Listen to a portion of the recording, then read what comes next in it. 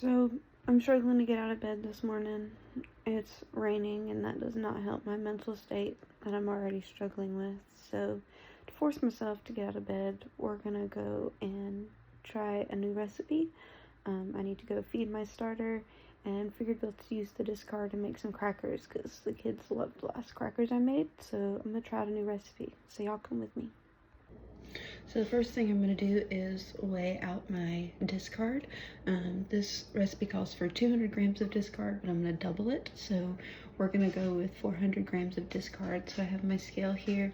I've got my container on it already so that it doesn't count that weight in. So I'm going to go ahead and pull out our 400 grams of discard.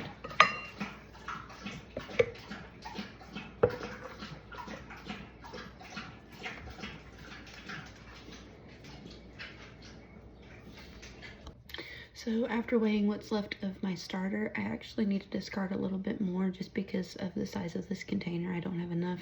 So I'm actually going to quadruple the recipe. So we'll have lots of different crackers. I got different seasonings to try. So we're gonna go ahead and do that.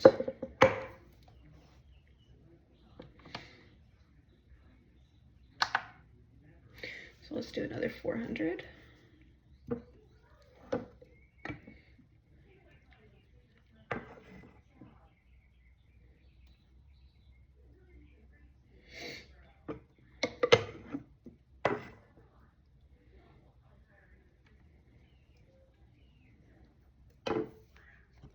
So the next thing I gotta do is line our cookie sheets with some parchment paper and preheat the oven to 325. So I'm gonna go ahead and get that done. Now the next thing is when you have to start mixing in some seasonings for flavor. And since I did quadruple the recipe, so I have 800 grams of starter, I'm actually going to separate it out into 4 bowls, because I'm gonna do 4 different crackers. The kids loved the ranch ones last time. And then I got some everything bagel seasoning. I also got some buffalo ranch because my sons love spicy. And then of course just some salt that I'm gonna add to it also. So I'm gonna go ahead and separate this out and mix in the herbs.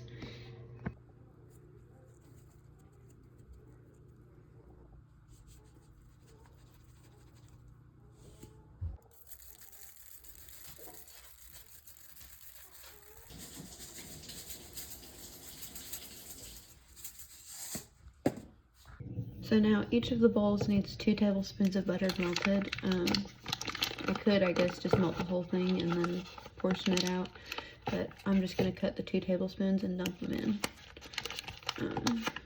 once they're melted. So we're gonna go ahead and get this cut up into their chunks. So that's 2,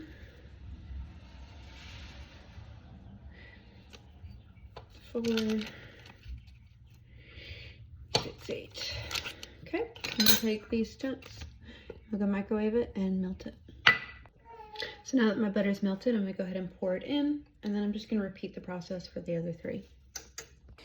Make sure you're mixing it really well because it seems like the butter does not want to blend in with the discard, so I'm having to mix it for a good bit of time. So not only did I not want to get out of bed and it was raining and feeling all crummy, but apparently I'm out of parchment paper. I have enough for 1 of the crackers, and this is what it looks like outside.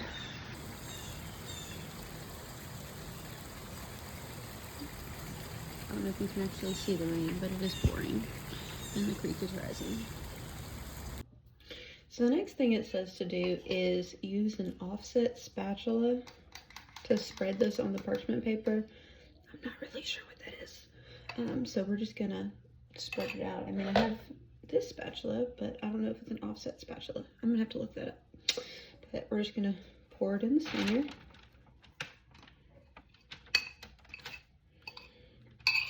These are definitely a lot thinner than the other crackers that I made, but they look like they have more of a cook time. So I'm assuming that's how you get them nice and crispy, is cooking them longer.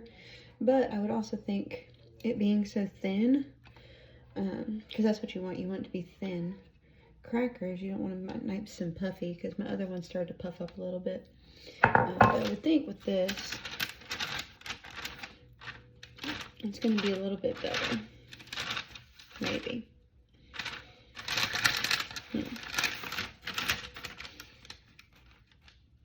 Trying to spread it out. I don't know if you can see. Super thin. I don't really know how thin to go with it. So we're just gonna keep spreading, and I'll show it to you before we put it in the oven.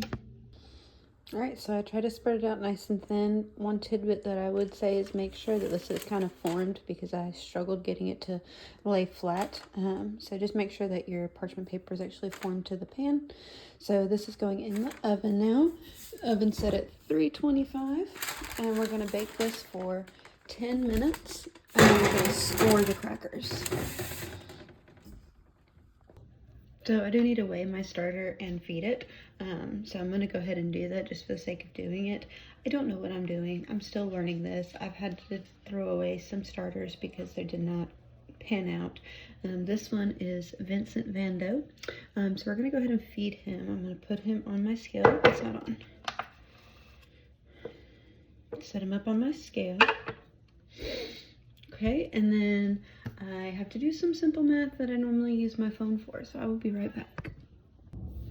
So basically what I've done here is I know the weight of the jar. I took that down when I started this starter. So what I do is I weigh it and subtract that weight.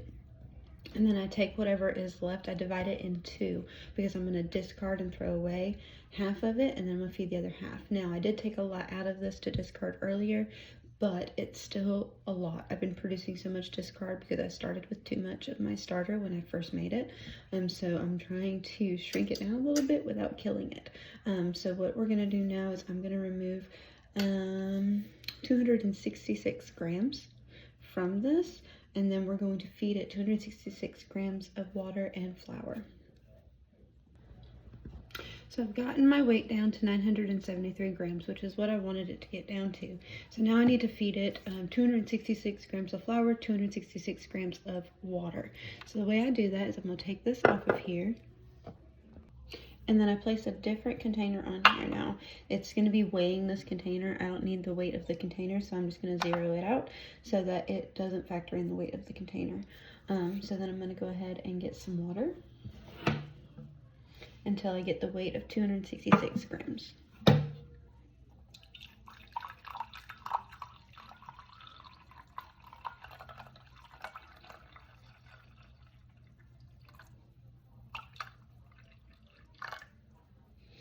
Okay, so there's a little bit too much in there.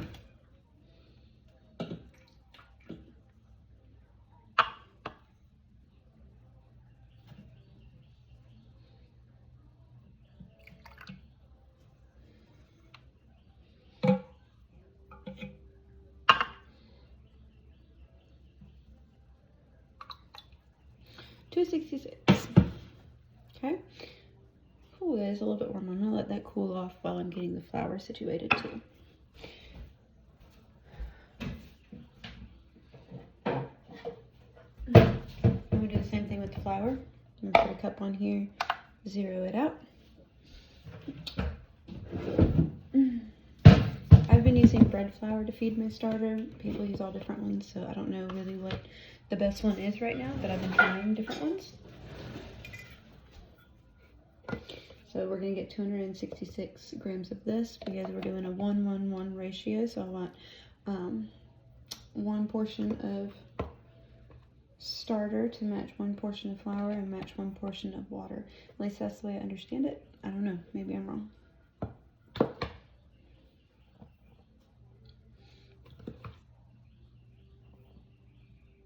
Almost there. Too much.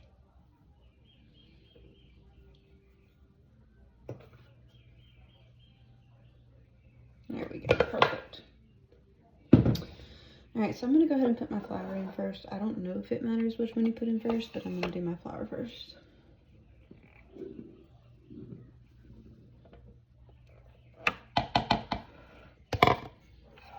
And now my water.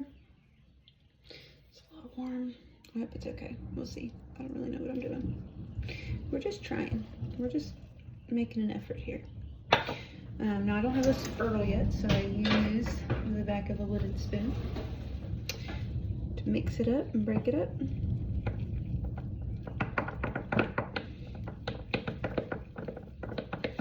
This ratio that I've been feeding this one has been a lot thicker than the others. I don't know if it's a good thing or a bad thing. I'm just trying to get all the clumps out. Oh, there's my timer to score the crackers.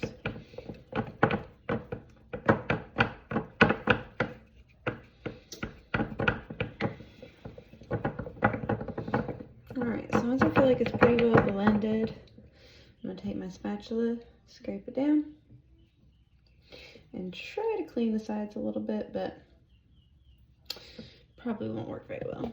And then I'm actually going to place it in one of my ovens with the light on.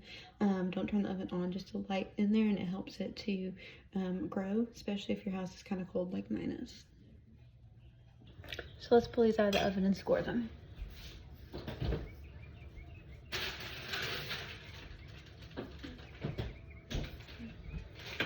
They smell good. Now, I don't have a fancy thing to score them with, but I have a pizza cutter, so we're going to use that. I can see some, like, cracking here.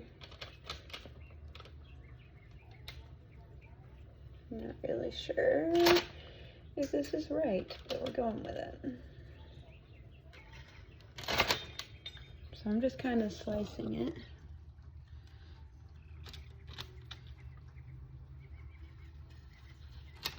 Probably should like measure them or something, but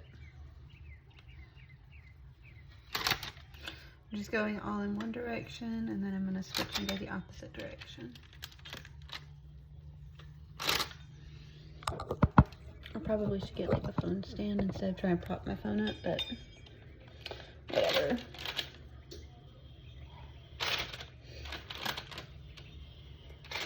It's definitely super thin crackers. The crackers I made last time were not this thin, so I'm excited.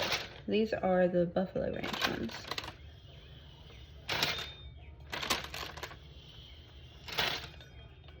I'll go one more cut this way.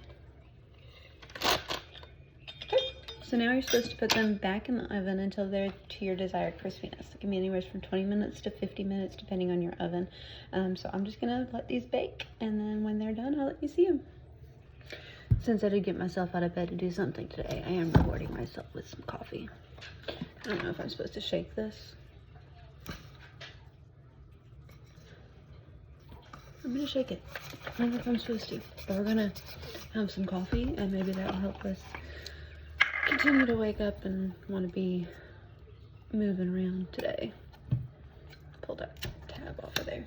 I'm just gonna pour this in. I don't know if it needs creamer or not, but I have creamer just in case. Let's see.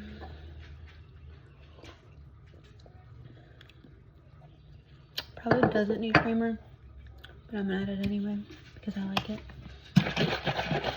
You can definitely just drink it straight. Probably should have put it over like ice or something. Oh, yes. See, it's already making me feel happier.